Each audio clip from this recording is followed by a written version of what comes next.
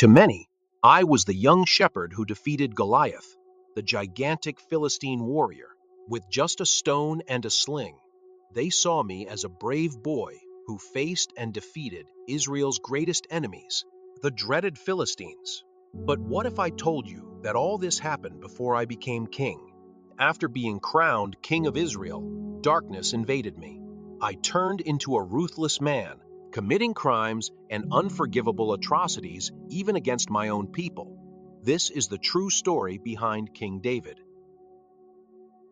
In this episode, I will reveal why I went from being a noble shepherd to a ruthless king. Was it the power that corrupted me? Was it the woman I both loved and hated, Bathsheba? Or was it the countless killings that unleashed my darker side? To be honest, even now, I'm not sure I fully understand how it all happened. In the fields and wilderness, I often played my harp and composed songs. Many of the psalms are my creations. The shepherd's life was relatively solitary, giving me plenty of time and opportunity to develop my musical talents and build a close relationship with God.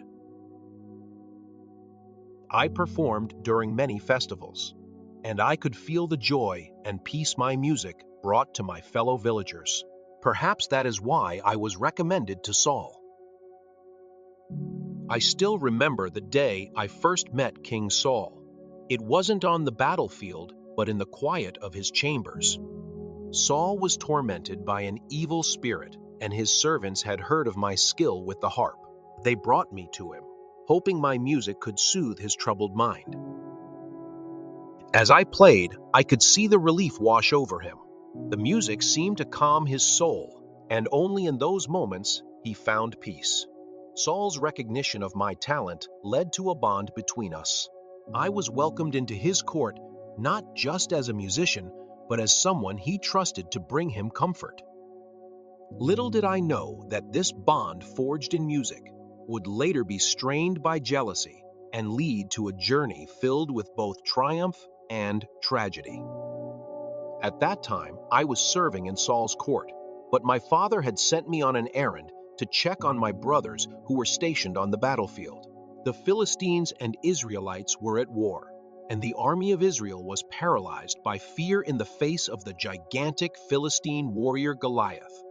Goliath, nearly 3 meters tall, had been challenging the Israelites to send a champion to fight him in hand-to-hand combat for 40 days. Upon arrival, I heard Goliath's taunts and was outraged to see that no one in the army of Israel dared to face the giant.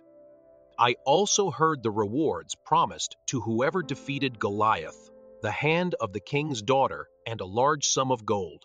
I presented myself before King Saul with an outrageous proposal. I would fight Goliath. Saul, incredulous, tried to dissuade me, saying, "You cannot go against this Philistine to fight with him, for you are but a youth, and he has been a man of war since his youth." However, with unshakable faith, I simply responded, "The Lord will deliver me from the hand of this Philistine." My conviction left Saul without arguments. Saul offered me his own armor and weapons, but I rejected them. Instead, I went to the stream, picked up 5 smooth stones, and approached Goliath armed only with my sling and my faith. Goliath, seeing me approach, let out a mocking laugh and yelled, "Am I a dog that you come at me with sticks?" As I heard Goliath's taunts, I couldn't help but chuckle to myself. A dog? I had faced lions and bears with God's help, and they were no different from him. So I responded, "You come to me with a sword and spear and javelin, but I come to you in the name of the Lord of hosts, the God of the armies of Israel, whom you have taunted." Suddenly, I ran towards Goliath with surprising speed. I reached into my bag, pulled out a smooth stone, and placed it in my sling. With a quick and precise movement, I slung the stone with all my might, directing it straight at the giant's forehead. The stone soared through the air and embedded in Goliath's forehead with a brutal impact. The giant staggered for a moment. His eyes rolled back, and he fell face down to the ground, raising a cloud of dust. Goliath lay dead. Without wasting time, I pounced on the inert body of Goliath. I took the giant's sword and, with a precise blow, cut off his head and raised it, shouting, "This battle is the Lord's." The Philistines, seeing their champion fallen, fled terrified from the battlefield.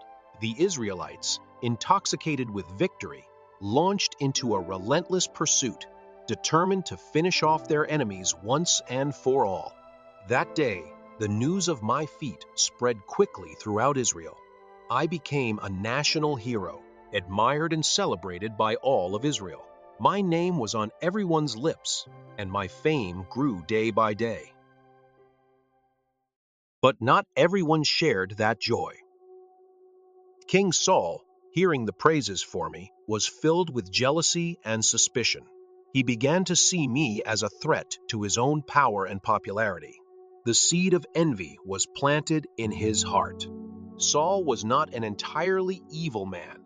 He was a complicated and troubled soul. His spirit had long been tormented by an evil force, making his mental state unstable. I had seen this firsthand while playing the harp for him, soothing his tormented mind with music.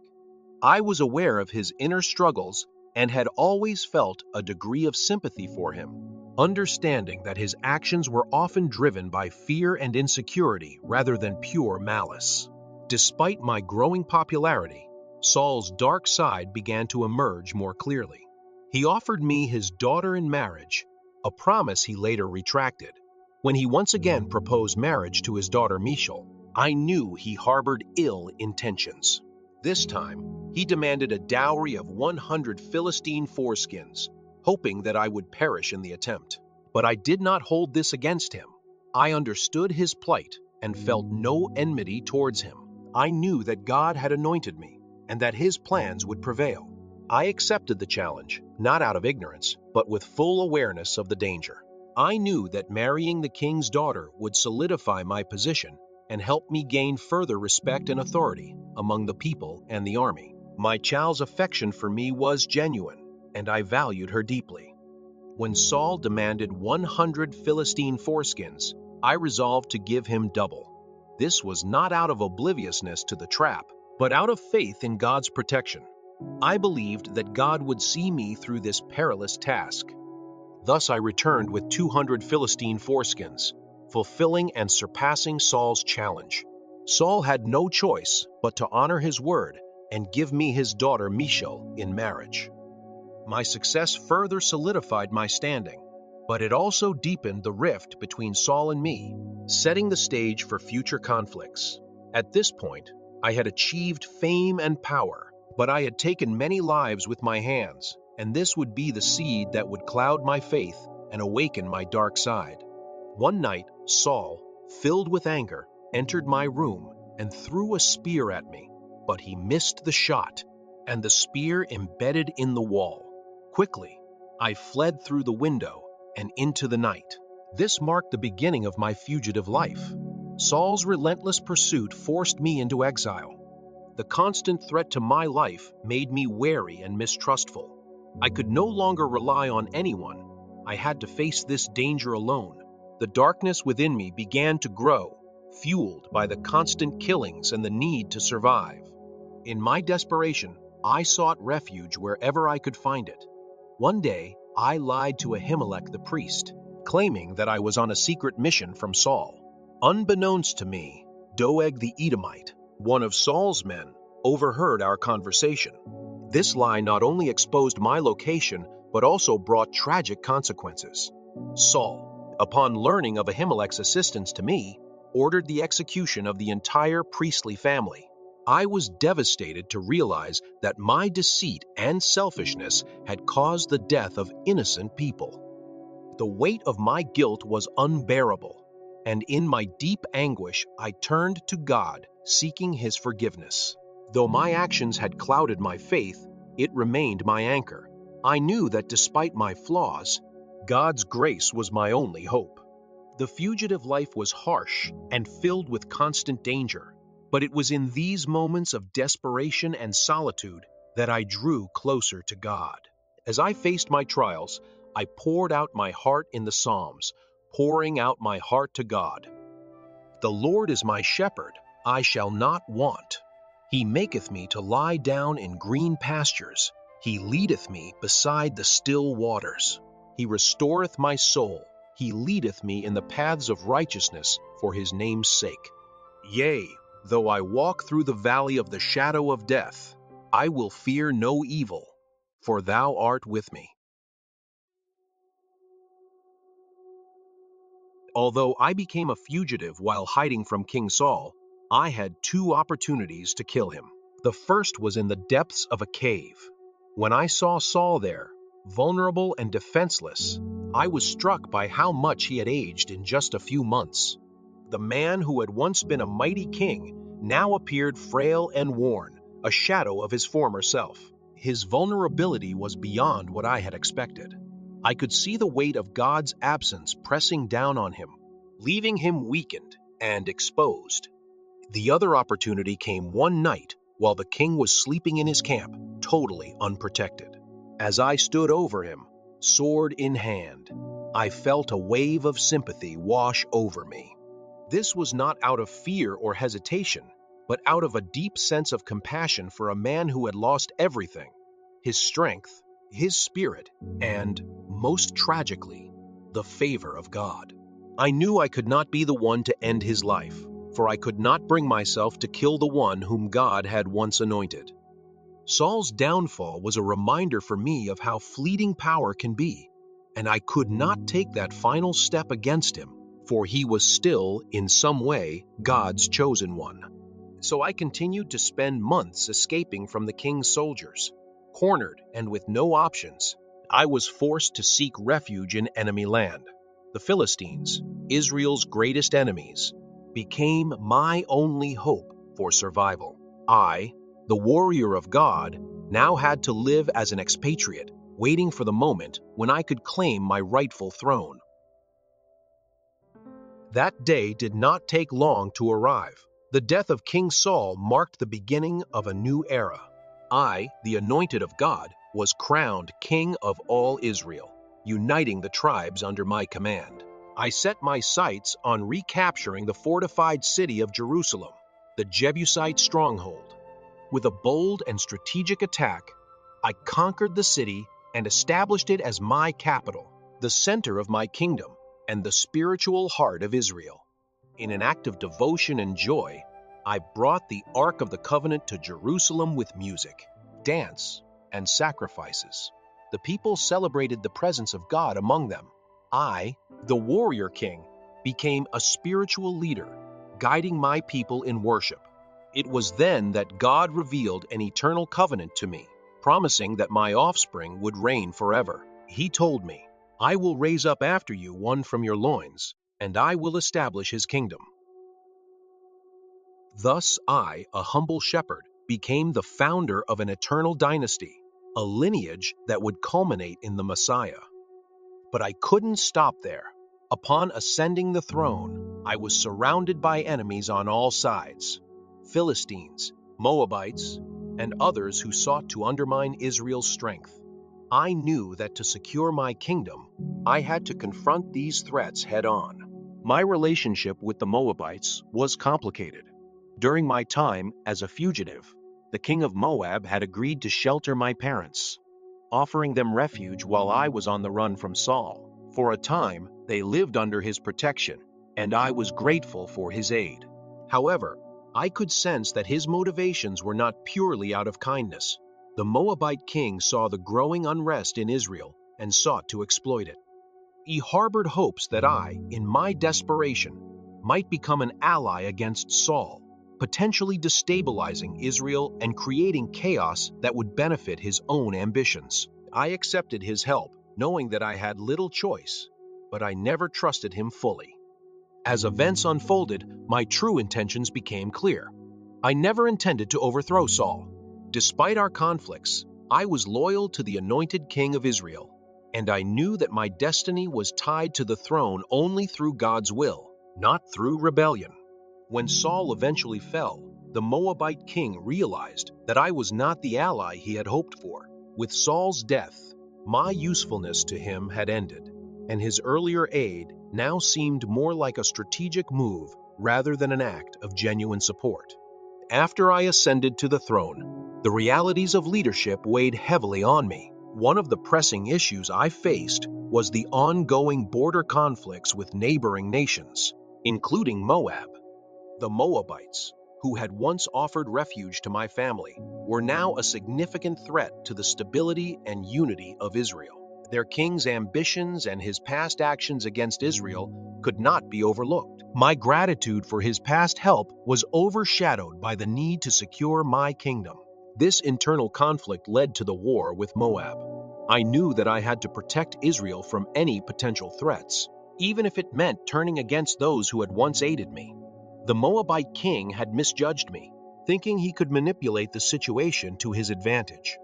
But I could not allow Moab to remain a thorn in Israel's side. In one of our victorious battles, I subdued the Moabites, and, after defeating them, faced a decision that weighed heavily on my conscience. I lined the prisoners up on the ground and measured them with a cord. This cruel method determined their fate. 2/3 of the prisoners were executed, and the rest were pardoned and converted into my servants. This act of brutality marked a turning point in my reign. I justified it as a necessary measure to secure the borders and protect my people. But deep down, I knew it was the beginning of my descent into darkness. The power I wielded began to corrupt me, and the bloodshed I had caused in this war only fueled the darker aspects of my character. The lines between right and wrong started to blur, and I found myself increasingly consumed by the violence and authority that had become my daily reality. This was the moment when I began to lose my way, no longer able to discern between good and evil, and the blood of my enemies stained not just my hands but also my soul. And then Bathsheba arrived. In the midst of my glory and power, I succumbed to temptation. From my palace I saw her, an extremely beautiful woman, bathing in the privacy of her home. Desire consumed me, clouding my judgment. Her beauty was undeniable, and in that moment I could think of nothing else. As king, I had the power to command anything I desired, and so I did. I sent for her and lay with her, fully aware of the authority I was abusing. But it wasn't just a fleeting desire. I couldn't stop thinking about her, her face that stirred something deep within me, her body that seemed to promise everything I craved. Even after our encounter, I couldn't bring myself to do anything that might harm or implicate her. When I learned that Bathsheba had become pregnant, the weight of my sin pressed down on me. The scandal would surely spread as her belly began to grow, and I knew I had to act quickly. There were only two options. Either I would have to cover up what had happened, or I would have to marry her and bring her under my protection. Abandoning her to bear the consequences alone was never an option I considered. I had committed this sin, and I was determined to protect her, no matter the cost. So, I devised a plan. My mind raced with the possibilities, but one thing was clear. I couldn't let the truth come out. I couldn't allow her to suffer for what I had done. Covering up the affair seemed like the best solution, but as events unfolded, the situation grew more complex, and I realized that my desire to protect Bathsheba had only led me deeper into sin. In a desperate attempt to cover up my sin, I hatched a sinister plan. I called Uriah, Bathsheba's loyal husband, back from the battlefield to his home. I hoped that Uriah would sleep with his wife, and thus hide the paternity of the child. But Uriah was an integrous soldier and refused to enjoy the comforts of home while his comrades fought in the war. Frustrated and cornered, I resorted to a dark deed. I sent Uriah back to the front with a sealed letter for Joab, the commander of the army. In the letter, I ordered Joab to place Uriah on the most dangerous battle line and then retreat so that he would die. Uriah, unaware of the betrayal, delivered the letter to Joab.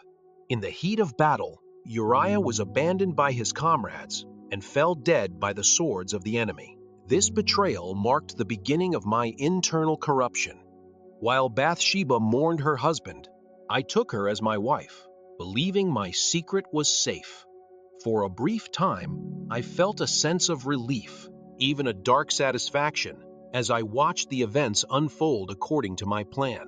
I had successfully covered up the affair, and now, as her husband, I could provide for her and ensure that the child she carried would be seen as legitimate.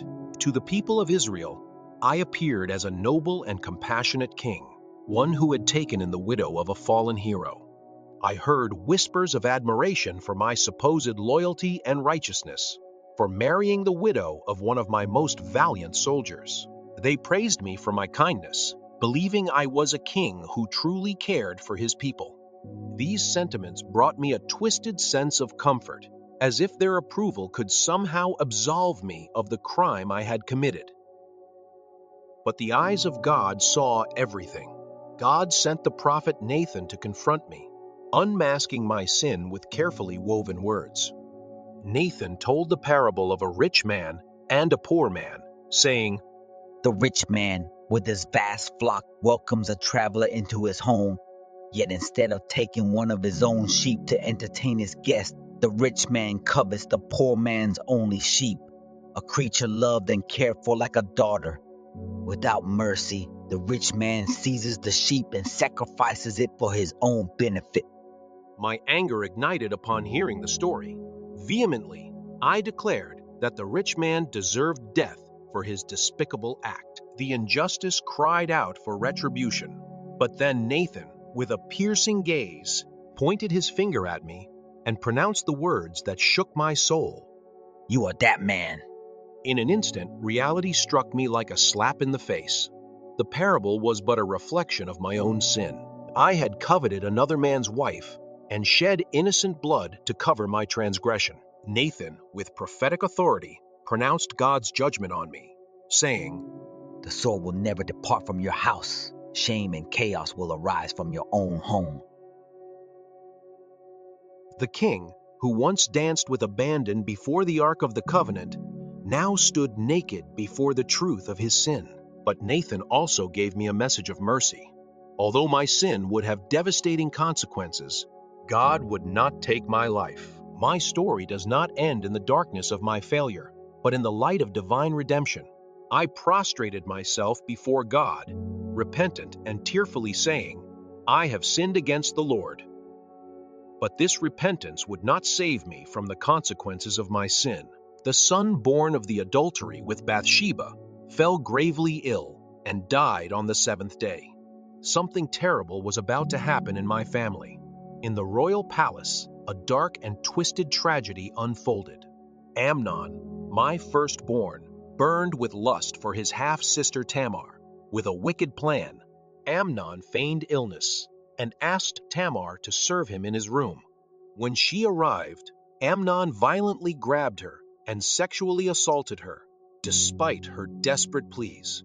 After satisfying his depraved desire, Amnon threw Tamar out like a used rag. Tamar fled, broken and filled with shame, covered in ashes, and with her robe torn. Absalom, her brother, comforted her and watched with growing rage, swearing to avenge his sister's dishonor. Upon learning of the atrocity, I was filled with rage yet did not punish Amnon. My silence was deafening. For 2 years, Absalom's hatred fermented in silence, waiting for the perfect moment to strike. One day, Absalom set a trap, inviting all the king's sons to a sheep-shearing feast. In the midst of the celebration, as wine clouded the senses, Absalom signaled his servants. Suddenly, in the midst of drunkenness and confusion, Absalom's servants stabbed Amnon, killing the aggressor of their sister and my firstborn. Fearing my wrath, Absalom fled into exile. For 3 years, he lived far from home, feeding his bitterness and ambition. With cunning and charisma, Absalom won the favor of the people, stealing their hearts with promises of justice and equity. In secret, he plotted his rebellion against me, seeking to snatch the throne from his father. With an army of loyal followers, Absalom marched toward Jerusalem, forcing me to flee the city. The once powerful king now walked barefoot and with his head covered, weeping as he climbed the Mount of Olives. Absalom entered Jerusalem triumphantly, taking over the palace and my concubines, fulfilling Nathan's prophecy. But Absalom's rebellion was doomed to fail. In the decisive battle in the forest of Ephraim, my forces defeated the rebel army. Absalom, fleeing on his mule, rode under a large oak, but his hair got tangled in the branches, leaving him suspended and defenseless. Joab, my general, seized the opportunity and thrust 3 spears into Absalom's heart, ending his rebellion and his life. Upon hearing of my son's death, I burst into a heart-wrenching lament, crying, "The pain of losing Absalom tore through me." But as I wept, I couldn't escape the bitter truth that this tragedy was of my own making. It wasn't just Absalom's death that weighed on my heart. It was the realization that all of this, the deaths of my sons and the ruin of my daughter, was a direct consequence of my own failings. I had failed to deliver justice when Amnon violated Tamar, my own daughter. My inaction, my reluctance to confront the evil within my own family, had set in motion a chain of events that led Absalom to take matters into his own hands.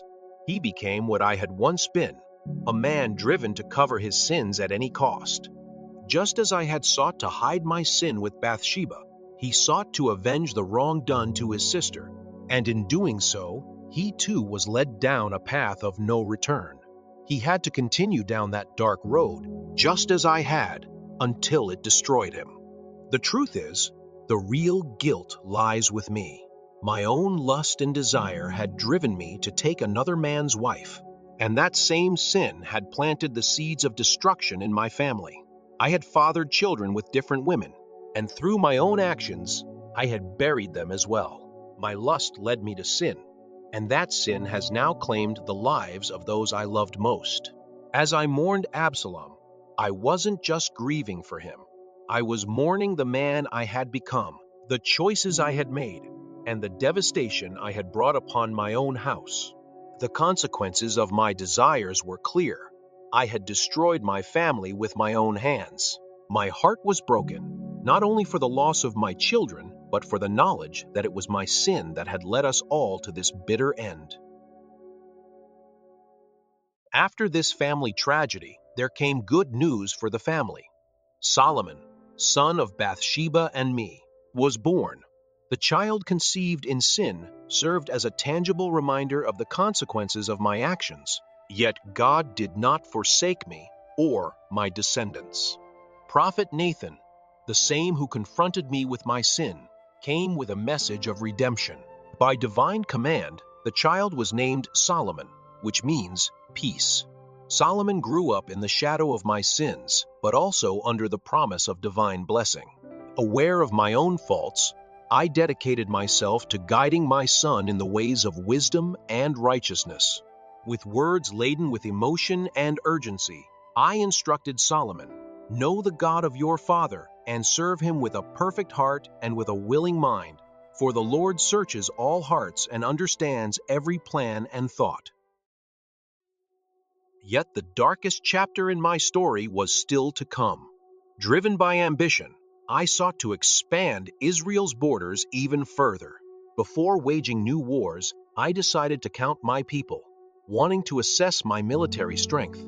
My desire to measure my power in numbers, rather than trust in God's will, led me to order a census, despite Joab's warnings. This act of pride and vanity defied God's sovereignty. For victory in battle does not come from the size of an army, but from God's favor. God's anger was kindled against me, and the prophet Gad presented me with 3 options for punishment: 7 years of famine, 3 months of military defeat, or 3 days of plague. Acknowledging my sin, I chose to fall into the hands of God, whose mercy is great, rather than into the hands of my enemies. Seeing the devastation caused by my arrogance, I prostrated myself before God with a broken heart, saying, "I am the one who has sinned, I, the one who has done wrong. But these sheep, what have they done? Please let your hand be against me and against my father's house." In an act of repentance and atonement, I bought the threshing floor of Arana and built an altar, offering sacrifices to appease divine wrath. The plague was stopped, but the scars remained. Israel had been decimated, and I bore the weight of the lost lives. As I stood there, looking out over the land that had once been strong and flourishing, I couldn't help but think back to the time when I saw Saul in his old age, frail, haunted by his failures, and abandoned by God. Now, it was I who felt that same fragility, the weight of my own sins pressing down on me, and the kingdom I had built, once so mighty, now weakened and scarred by my own hand. The warrior king who had once triumphed over giants was now face to face with his own vulnerability and the price of his pride.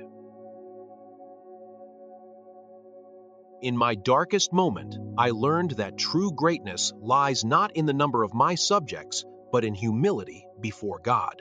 Amid the storms of my life, I sought refuge in the presence of God, pouring my soul into poetry and music with a heart full of repentance and longing. These psalms became my way of connecting with my Creator, a way to express the depths of my joy, pain, victories, and failures. As I penned the words to these sacred songs, I often found myself reflecting on my past. Whenever I read the words of the Lord as my shepherd, I couldn't help but think of that young shepherd boy who once fled from Saul's pursuit, trusting in God with unwavering faith. I envy that boy, the simplicity of his faith, his closeness to God.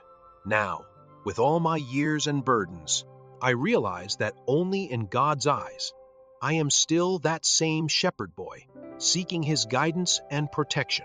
And so, after all this time, I finally completed what I had begun in my youth. The Lord is my shepherd, I shall not want. He maketh me to lie down in green pastures. He leadeth me beside the still waters. He restoreth my soul. He leadeth me in the paths of righteousness for his name's sake. Yea, though I walk through the valley of the shadow of death, I will fear no evil, for thou art with me. Thy rod and thy staff, they comfort me. Thou preparest a table before me in the presence of mine enemies. Thou anointest my head with oil. My cup runneth over. Surely goodness and mercy shall follow me all the days of my life, and I will dwell in the house of the Lord forever. In completing this psalm, I found a sense of closure, and in the presence of God, I find peace. On my deathbed, I anointed Solomon as my successor, transferring the mantle of leadership to the next generation. Before I closed my eyes, I imparted to Solomon the most important legacy I could leave. You must follow the Lord your God, walking in his ways and keeping his statutes, commandments, judgments, and testimonies as written in the law of Moses. Then you will prosper in all you do and wherever you go. Having entrusted my final instructions to Solomon, my thoughts turned not just to the future under his reign, but to the past, to Saul, the first king of Israel. He wasn't an evil man, though history may remember him that way. Saul once feared and revered God, leading with hope and strength. But the weight of kingship, the isolation, and the temptations of power gradually eroded his fear of the Lord, leading him astray, just as I had strayed. In the end, he was not a monster, but a tragic figure, a reminder of how easily one can fall when the heart loses its anchor in God.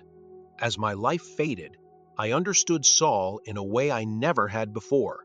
His flaws and failures were deeply human. After a 40-year reign marked by triumphs and tragedies, I breathed my last, closing my eyes forever, with the understanding both Saul and I had walked paths paved with the same human struggles. Click on the video because you need to know the story of Saul, the first king of Israel. Saul's journey from a humble servant of God to a king consumed by fear and pride is one of the Bible's most poignant tales. He was a man who once walked closely with God, but the weight of the crown led him astray. Do not miss this biblical story of Saul, the king who lost everything when he lost sight of God. If this video has helped you in any way, then click that like button and check out some of our other videos that should be showing on the screen right now. Thank you.